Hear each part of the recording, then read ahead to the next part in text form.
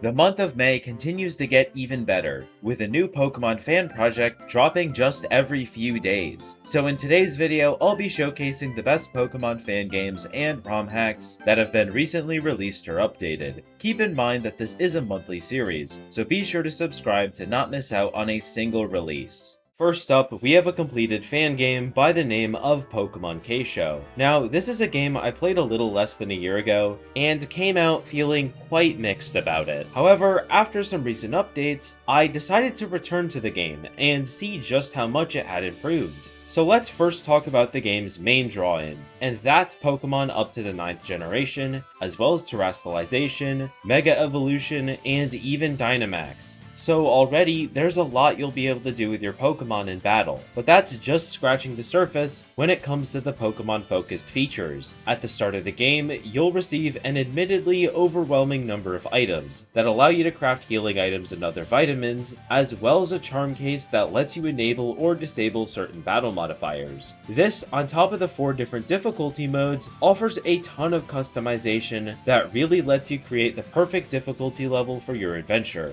But most people do come to Pokemon fan games for a new region to explore, followed by a new story. Well, obviously, Pokemon K-Show does have both of those, but I'll be honest, they both felt very average to me, and didn't spark a lot of joy that I feel in many other fan games I've played. However, I will say that I do appreciate just how much the overworld has improved since the last time I played. Overall, if you're looking for a game with a ton of battle mechanics and don't really care for a super deep story or exploration, then I think Pokemon K-Show is a game you'll definitely enjoy. But before we continue, I spend a lot of time playing Pokemon, editing videos, and even making my own game. So with how much time I spend staring at a screen, I often have trouble falling asleep at night. That's why I'm happy to present Manta Sleep Mask, the sponsor of today's video. With its easy adjustability and comfortable feel, Manta sleep masks aren't just designed for better sleep, but for a better life and better napping experience, as they even have their own pro nap movement. And with summer just around the corner, that extra daylight can throw off your sleep without you even realizing. So if you're looking to snooze through those early sunrises, Manta has everything you need for deep sleep and total blackout as days grow longer. I went with the Manta Silk Mask as I personally prefer its simplistic features, but they also have the Manta Pro Mask with zero eye pressure engineered for side sleep comfort, or the Manta Sound Mask that includes everything the Pro offers and even built-in Bluetooth headphones. So don't wait any longer and check out the tagged products below to get your Manta sleep masks today. Make sure you use code ARI for 10% off your order, and thank you to Manta Sleep for sponsoring this video.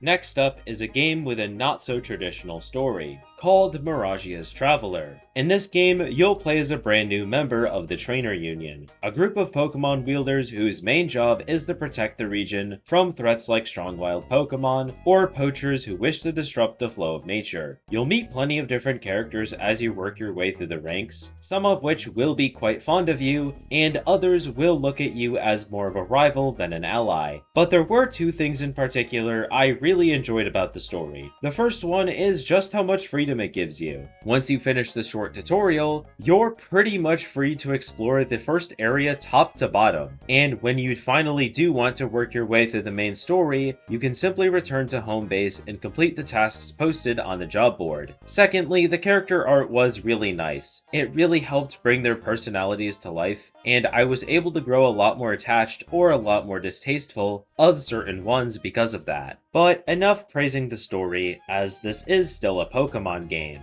and many of you are going to want good gameplay alongside it. Thankfully, I quite enjoyed the gameplay side myself. The Pokemon variety consisted of options from the first 7 generations, as well as a handful of regional forms. And at the beginning of the game, you'll have the choice between 2 Fakeamon starters. While I personally liked them, if you aren't a fan of Fakeamon yourself, many of the canon starters can be found in the overworld. As for the difficulty, it felt pretty fair, as there were only a few battles that gave me a hard time. And luckily, there is a conveniently placed cave full of Autonos in one of the first towns. so you will be able to stay on par with your opponents all throughout the game. Overall, Miragia's Traveler was a really fun fan game that I highly suggest to anyone who wants a good story in a Pokemon game. Its current version has around 10 hours of playtime, so if you don't absolutely desire something to be finished, then definitely give it a go. But if you do require something to be playable start to finish, then this newly updated ROM hack called Recharged Pink should be able to satisfy you. It's a pretty simple remake of Pokemon Yellow on the GBA, with some appreciated changes such as following Pokemon, a handful of graphical enhancements, and Pokemon stat and learn set changes.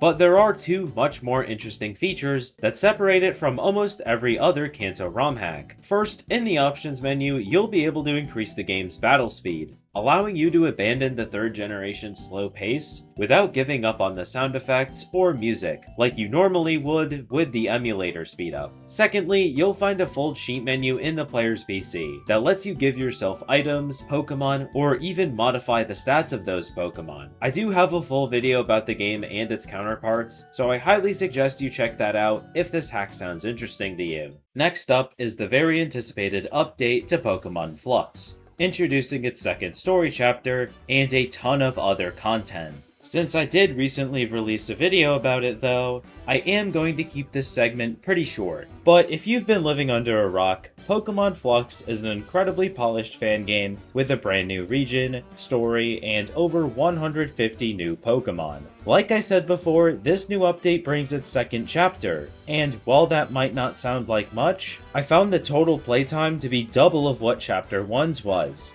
And the final level cap has been raised from 30 all the way to 60. Not only that, but since my video on it, the game has received a new patch that includes some new animated sprites, updates the Pokemon movesets, and increased Alter Battle EXP by 200%. So I highly suggest playing the game, as it's one of the most polished fan projects I've ever played through. And if you want to learn more about it, then definitely check out my review on the game's newest update.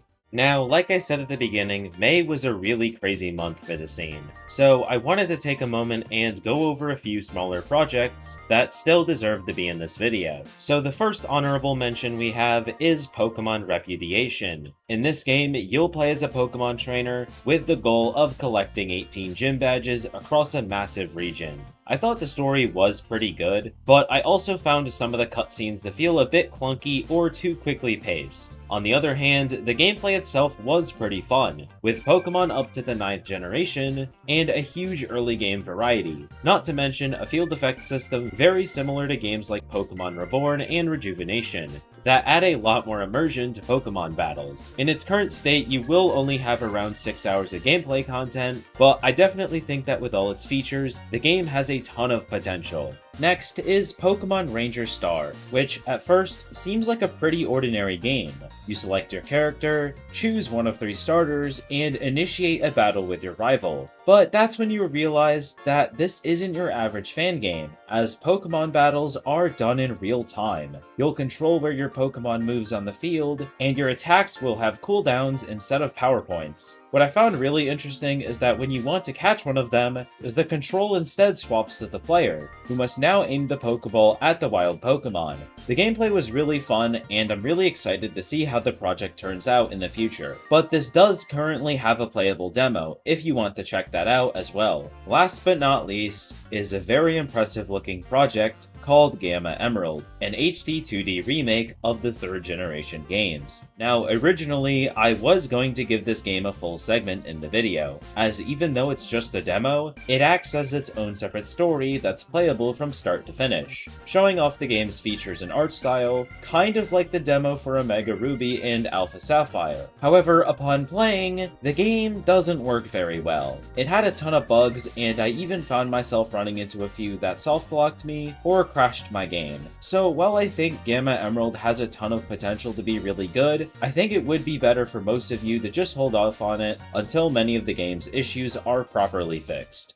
If you've been around the fan game community long enough, Perhaps you remember an older game called Solar Light and Lunar Dark. It had over 300 new Pokemon and a massive new region to explore. However, the game was never truly finished, with a handful of post-game content still missing. But 5 years later, the developers have returned, proposing and showcasing a massive update for the game, with tons of modern features and an update to the newest version of Essentials that would essentially leave behind the current game's performance issues and clunkiness. But that update isn't what I'm here to talk about, because while progress on it does look incredible, it still has a bit of a way to go. But one of the developers did actually release a small spin-off showing off parts of the new update, a special story where you play as Ash traveling through the region. So this is Solar Light and Lunar Dark Anime Chronicles. It takes a much more story-focused approach than the original games, with the protagonists having actual personalities and designated starters. The most interesting feature to me though was the ability to quickly swap between characters who will each have their own team of Pokemon. This spin-off also shows off some of the new things coming to the actual game, such as graphical updates, new quality of life features, and even overworld encounters. While that big update is still in development, the existence of this spin-off shows just how far the game has come, and I still recommend it to anyone who's a fan of Pokemon or the anime series. And finally, we have a Generation 4, or should I say DS, ROM hack, with a brand new region and story. Yes, you heard that correctly. The future is now, as Pokemon Iridium is the first NDS ROM hack to truly break through what many of us thought was impossible. But hold on. While less common, there have been a handful of other Generation 4 ROM hacks in the past. So what makes this one so special? Well, to start, it takes place in a completely custom region, built from the ground up using Generation 5 tile sets and models. And of course, a new region has to come with a new story. But that's just scratching the surface of what this hack offers, as its Pokemon roster consists of 800 Mons pulled from all 9 generations. And thanks to the mix of overworld encounters, a lot of those Pokemon will be very easy to find. And if it couldn't get any better, all those Pokemon have also had their learn sets updated, allowing for all of them to be useful throughout the main story. It also includes a plethora of quality of life features, like an infinite rare candy, and a free move learner accessible by just hitting the R key. In its current state though, Iridium is just a short demo, but with the developer's history of smaller, yet still impressive NDS ROM hacks, I think the project has a very bright future ahead of it. But that's just about going to wrap up this video. I hope you enjoyed and maybe even found something new to play or to look forward to in the future. Thank you to my channel members for their support, and have a nice rest of your day.